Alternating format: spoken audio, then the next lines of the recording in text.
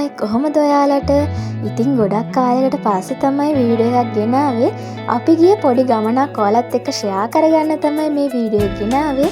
ඉතින් වීඩියෝ එකත් එක්ක දිගටම රැඳී ඉන්න. ඉතින් අපි යන්නේ පොල්ගහවෙල මහමෙවුන අසපුව බලන්න. ඉතින් දැන් ඔය අපි යන බස් එකත් ආවා. අපේ ගෙවල් ළඟ කට්ටියක් එකතු වෙලා තමයි මේ ගමන ගියේ.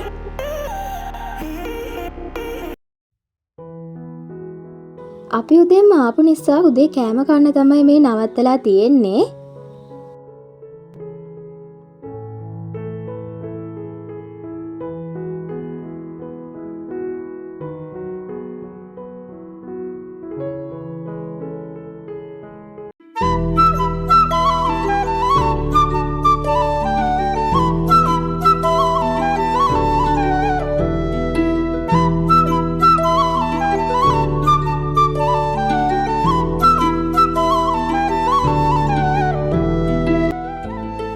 ඔන්න දැන් අපි නුවරට ආවා.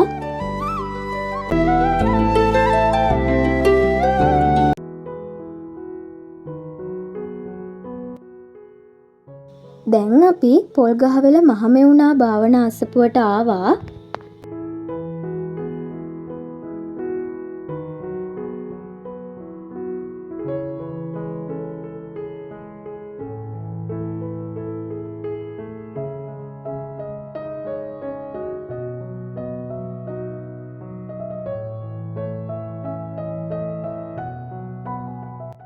ඉතින් මේ අසපුව මාරම ලස්සනයි. හදලා තියෙන තැන් එහෙම ගොඩක්ම ලස්සනට හදලා තියෙනවා. මම පළවෙනි වතාවට තමයි මේ අසපුව බලන්න ගියේ.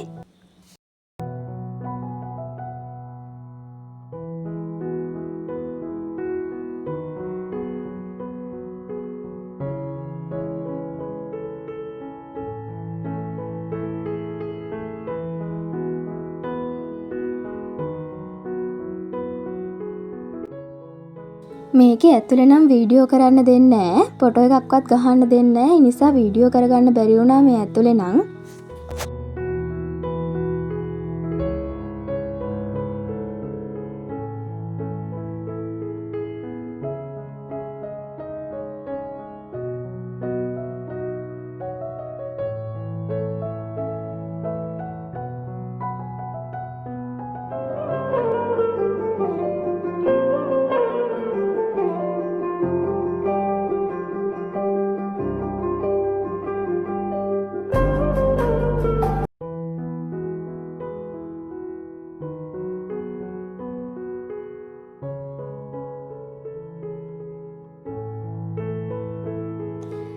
මෙතනින් අපිට පොත් ගන්න පුළුවන්. සිංහල පොත් වගේම ඉංග්‍රීසි පොතුත් මෙතන තියෙනවා. මම නම් හැබැයි පොත් ගත්තේ නෑ. ඔන්න ඔය බුදු පිළිම හදලා තියෙන චෛත්‍යය ඇතුලේ ඉතින් මාර්ම ලස්සනයි. ඔය පේන චෛත්‍යය ඇතුලේ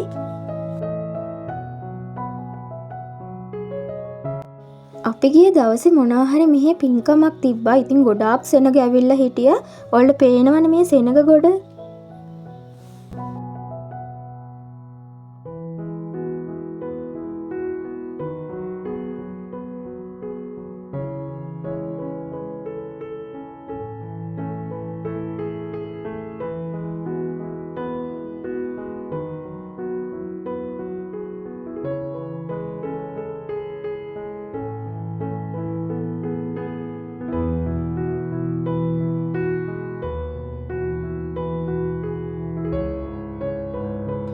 අපි පොල්ගහවෙල ගිහිල්ලා එන ගමන් අපිට හම්බුණා වට්ටාරාමය කියලා පන්සලක්.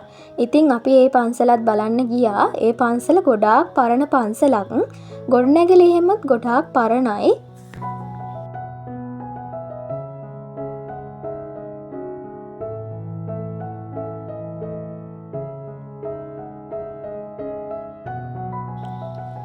අපි එන ගමන් පින්නවල අලියනාථාගාරය බලන්නම් කියලා හිතුවට අපි එනකොටත් දෙකට කිට්ටුයි. දෙකට මේ අලියනාථාගාරය වහන නිසා අපිට ඒක බලන්න බැරි වුණා. ඒ නිසා දැන් අපි දවල් කෑම කන්න තමයි යන්නේ.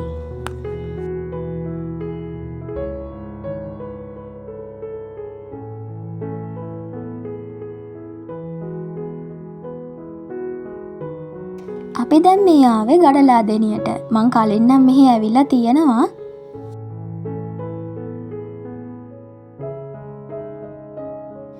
ගඩලාදෙනියට මේ ඈතින් පේන බුදු පිළිමේ පේනවා. ඉතින් ගොඩක් ලොකු බුදු පිළිමයක් මේක.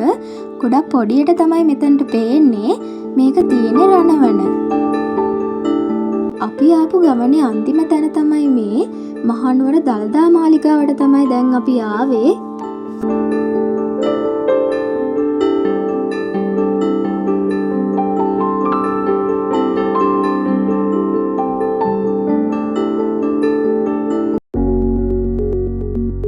දැන් අපි නුවර පහු කරගෙන එන ගමන් මේ ඉතින් යාළුවනේ අදට vlog එක ඉවරයි. තවත් දවසක තවත් vlog එකකින් හමු වෙමු. ඉතින් මේ වගේ වීඩියෝ බලන්න ඔයාලා කැමති නම් මගේ channel එක subscribe කරන්න කියලා ආදරයෙන් ඉල්ලා සිටිනවා. ඉතින් මේ වගේ වීඩියෝ එකකින් ආයෙත් හමු වෙමු. හැමෝටම සුබ දවසක්.